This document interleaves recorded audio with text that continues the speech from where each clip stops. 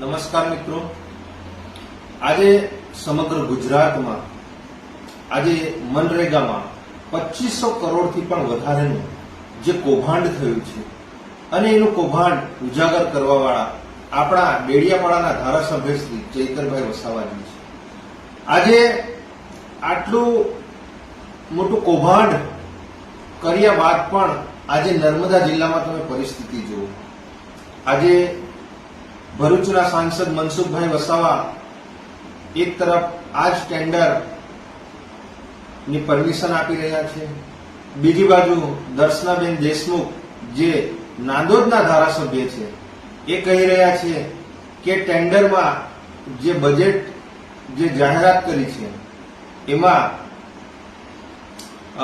થોડો વધારો કરવામાં આવે. તો અમે આ ધારાસભ્યશ્રી અને સાંસદશ્રી જેઓ પૂરા ટ્રાઇબલના અને સાથે સાથે ગુજરાતના એ લોકોને વધારેમાં વધારે પડતો ઇન્ટરેસ્ટ આ મનરેગાના ટેન્ડરમાં છે. સરકારશ્રીનો પરિપત્ર છે કે 5 લાખથી નીચેના કોઈ પણ કામ હોય એ ગ્રામ પંચાયતને સુપ્રત કરવામાં આવે, ગ્રામ પંચાયત એને ટેન્ડરિંગ કરે અને એનું વહીવટીકરણ કરે. આજે વર્ષોથી આ સિસ્ટમ ચાલી રહી હતી ત્યારે આજે કોઈ પણ જાતનો આ મનરેગામાં કૌભાંડ થયો નથી અને જે પણ કોઈ સિસ્ટમ હતી એમાં દરેક લાભાર્થીઓને એ લોકોને એમના હકના પૈસા મળી રહેતા હતા. જ્યારે આજે આ ભારતીય જનતા પાર્ટી છેલ્લા 4-5 વર્ષથી આ ટેન્ડર પ્રક્રિયા લાવી છે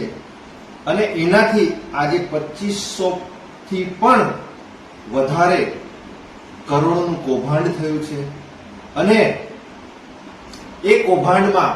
જે બચુ ખાબર છે એમના છોકરાઓને તાલુકા કક્ષાએથી એમને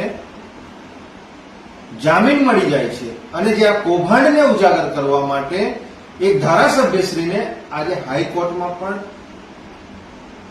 જામીન નથી મળતા. તો અમારે ભારતીય જનતા પાર્ટીના ધારાસભ્ય સાંસદ સભ્યશ્રીને કહેવું છે કે તમે સરકારનો જે પરિપત્ર છે એ પરિપત્રનો ઉલ્લંઘન કેમ કરી રહ્યા છો? તમે કેમ જે ગ્રામ પંચાયતો છે એ ગ્રામ પંચાયતોને 5 લાખથી નીચેના કામનું જે પણ કોઈ વિકાસના કામો આવે છે એ પંચાયતને સુપ્રત કરો કે જેથી કરીને આટલું મોટું જે કૌભાંડ છે એ કૌભાંડ ના થઈ શકે. આજે ભારતીય જનતા પાર્ટીના નેતાઓને અમને ક્યાંક ને ક્યાંક એવું લાગી રહ્યું છે કે જે 100 રૂપિયા આવે છે એમાં 100 માં જે 60-40 નો રેશિયો છે એ 40-60 નો રેશિયો એમાં ધારાસભ્ય, સાંસદ સભ્ય, એમાં ભારતીય જનતા પાર્ટીના નેતાઓ અને સાથે સાથે આ 40% પૈસા જે ગરીબોના છે એ કમલમ સુધી જઈ રહ્યા છે એવું અહીંયા સ્પષ્ટપણે આ ટેન્ડર પ્રક્રિયા જે ગુજરાતમાં અને નર્મદા જિલ્લામાં આજે સાંસદ અને ધારાસભ્યો થકી જે આ થઈ રહ્યું છે એ ખૂબ જ નિંદનીય છે અને એના લીધે આ ગરીબ જે પ્રજા છે જેમને 100 દિવસ આખા વર્ષમાં જેમને આ મનરેગામાં રોજગારી મળતી હતી એવા લોકો પર આ તરાપો મારવાના ધંધા